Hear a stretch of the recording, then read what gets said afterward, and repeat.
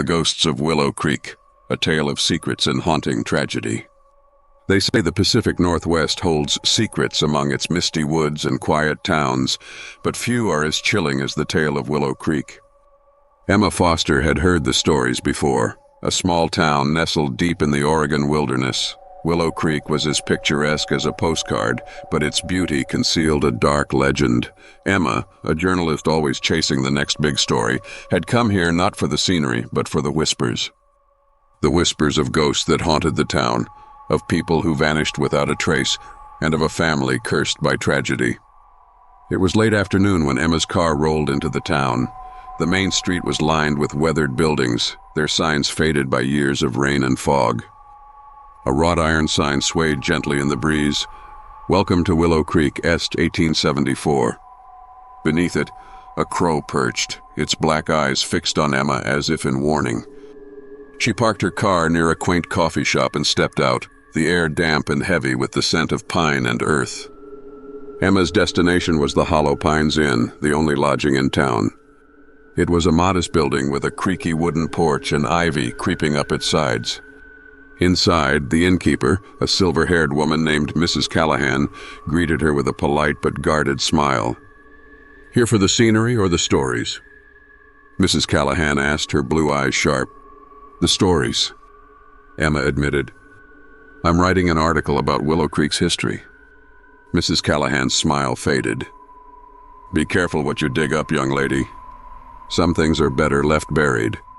Emma dismissed the warning as small-town superstition, but that night, as she lay in bed in her modest room, she couldn't shake the feeling of being watched.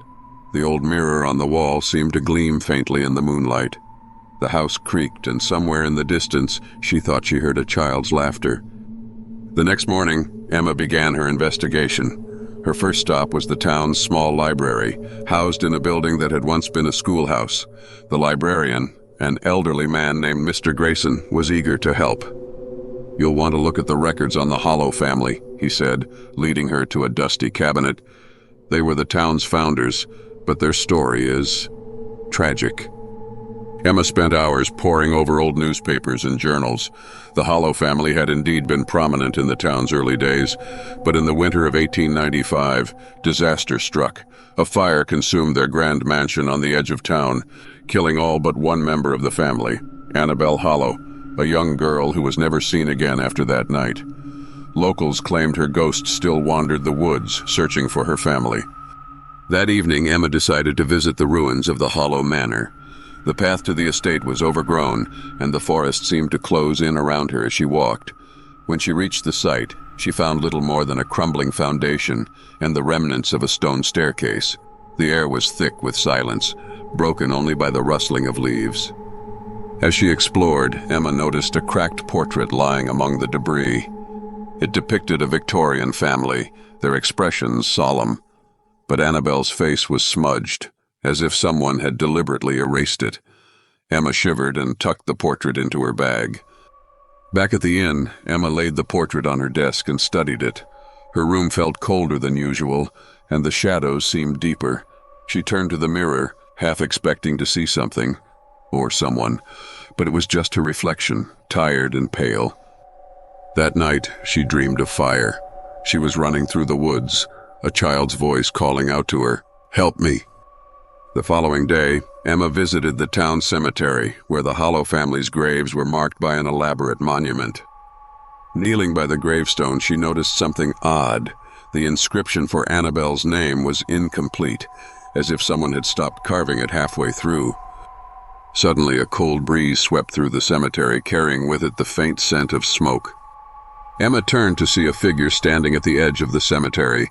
It was a young girl in a white dress, her hair falling in loose curls around her shoulders. For a moment, Emma couldn't breathe. The girl's eyes met hers, filled with a sadness that pierced Emma's heart. And then she was gone, vanishing into the mist. Determined to uncover the truth, Emma sought out Mrs. Callahan that evening. The innkeeper hesitated but finally relented. "The Hollow family was cursed," she said, her voice barely above a whisper. "Annabelle.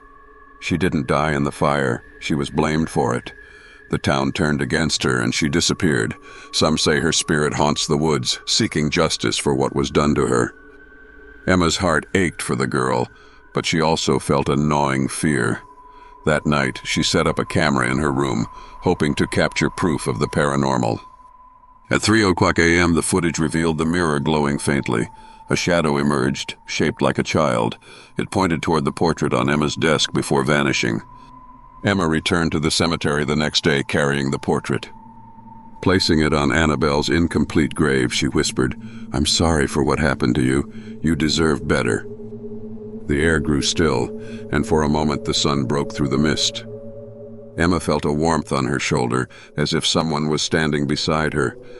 When she turned, no one was there, but the portrait now showed Annabelle's face restored, her expression serene.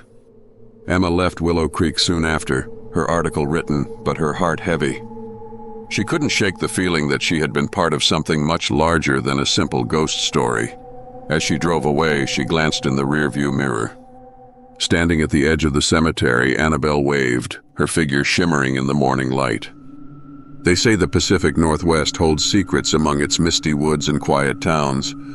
Willow Creek's secret was a tragic one, but perhaps now its ghosts could finally rest.